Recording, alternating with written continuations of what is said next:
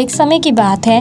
राखी और महेश अपने बेटे करण के साथ उत्तर प्रदेश के एक छोटे से गांव में रहा करते थे, लेकिन वो काफी रिच फैमिली से बिलोंग करते थे, जिनके पास किसी चीज की कोई कमी नहीं थी। और अब करण ने भी काम करना शुरू कर दिया था। इसी तरह तीनों खुशहाल जीवन व्यतीत कर रहे थे। तभी एक बार जब करण ऑफिस जा रहा था, तब रास्ते में उसे एक झोपड़पट्टी में रहने वाली प्रीता दिखाई देती है, जो कि बेहद ही खूबसूरत थी और उपले बना रही थी। करण उसके पास जाता है और उसका नाम पूछते हुए कहता है कि तुम उपले बनाकर बेचते हो क्या? तभी प्रीता कहती है कि हाँ, मैं इसी से पैसे कमाती हूँ और एक अनाथ लड़की होने के साथ इसी से अपना गुजारा करती हूँ।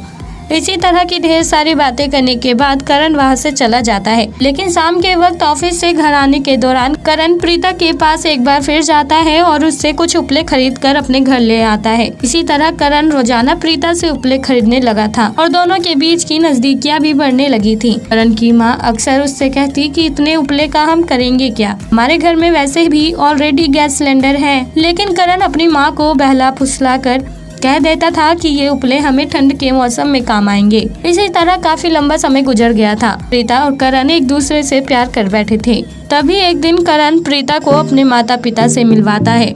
करण की तरह उसके माता पिता को भी प्रीता बेहद खूबसूरत लगती है, इसीलिए करण के कहने पर दोनों की शादी करवा देते हैं। अब प्रीता बहू बनकर राखी और महेश के घर तो आ चुकी थी, पर राखी अभी भी प्रीता के उपले बनाने के काम से अनजान थी।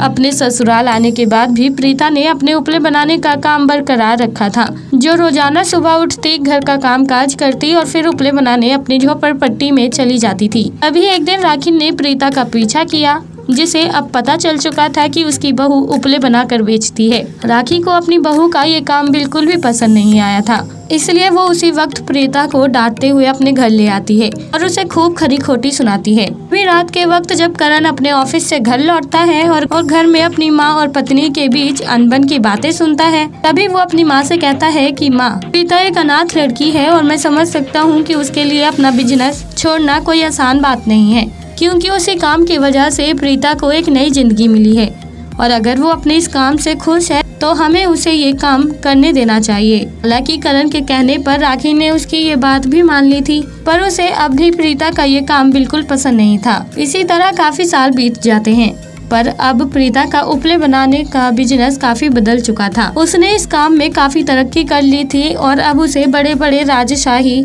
रेस्टोरेंट से उपले खरीदने का ऑर्डर मिलने लगा था। इसलिए अब प्रीता पूरे शहर भर में मशहूर हो चुकी थी, जिसकी ये सफलता देखते हुए अब राखी और महेश ने भी उसे उसके काम के साथ खुशी खुशी अपना लिया था। तो दोस्तों, कैसी लगी आपको उपले बनाने वाली बहू की ये कहानी? आप हमें कमेंट बॉक्स में कमेंट करके जरूर बताएं और साथ ही ऐसी और दिलचस्प कहानियाँ सुनने के लिए आप हमारे चैनल को सब्सक्राइब करना ना भूलें।